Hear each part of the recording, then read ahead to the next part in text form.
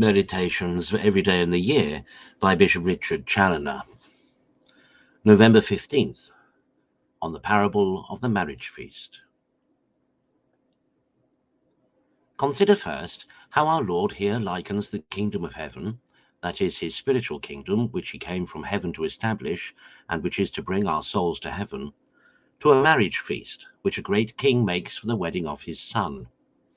To this feast many are invited who refuse to come. Many take no notice of the invitation, but go their ways, one to his farm, another to his traffic. Many afflict and persecute even to death the messengers that are sent to call them to the wedding. All these then are rejected and condemned, and in their place the poor, the blind, and the lame are gathered together from the highways and from the hedges, and are brought in to be guests at the royal feast. But the man that presumed to come without having a wedding garment is ordered to be bound hand and foot, and to be cast out into the exterior darkness. Here there shall be weeping and gnashing of teeth. So far the parable. Now let us see how it is to be applied, and what sacred truths we are to learn from it. The Son of God came down from heaven to wed himself to our human nature by the mystery of his incarnation, and to every one of our souls in particular by a happy union of grace and love. This is the wedding which the great King of heaven and earth makes for his only Son. The marriage feast with which this wedding is celebrated is begun here upon earth by grace, in the souls of as many as sincerely come to Christ with faith and love, and shall be perpetual hereafter by the eternal enjoyment of him in his heavenly paradise. To this marriage feast both Jews and Gentiles were long ago invited by the apostles and other messengers of God, and all nations are still invited to the same, as well by apostolic preachers sent amongst them for their conversion, as by many other ways by which God daily calls souls to his love and service in order to their salvation. Happy they that duly correspond with these heavenly calls and readily come to this feast, to which they are so lovingly invited by so great a King. But then they must take care to come with the proper dispositions, signified by the wedding garment, without which they must not expect any part with the bridegroom in his everlasting banquet. Consider secondly, the infinite goodness of God manifested to us in this parable by his inviting us all to this heavenly feast. Considering what this feast is, what kind of entertainment he has here prepared for us, and how very wretched and undeserving we are of any such favour.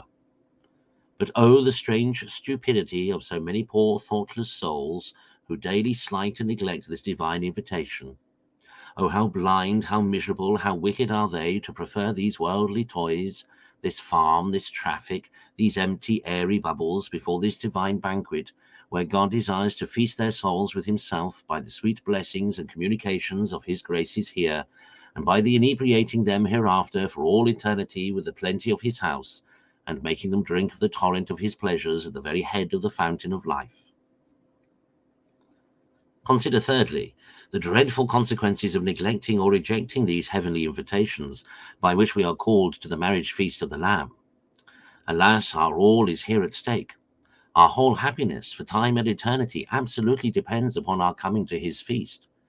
We shall be perpetually miserable if we are excluded from it. And shall we be so wretched as wilfully to exclude ourselves by refusing to come when we are so pressingly invited by the King of heaven? Will he not highly resent this contemptuous treatment, this slighting of his gracious calls, this preferring the vanities and lying fooleries of the world before him and his banquet? Oh, there is nothing moves him more to indignation. 'Tis this crying sin is the principal cause of the reprobation of all that are lost.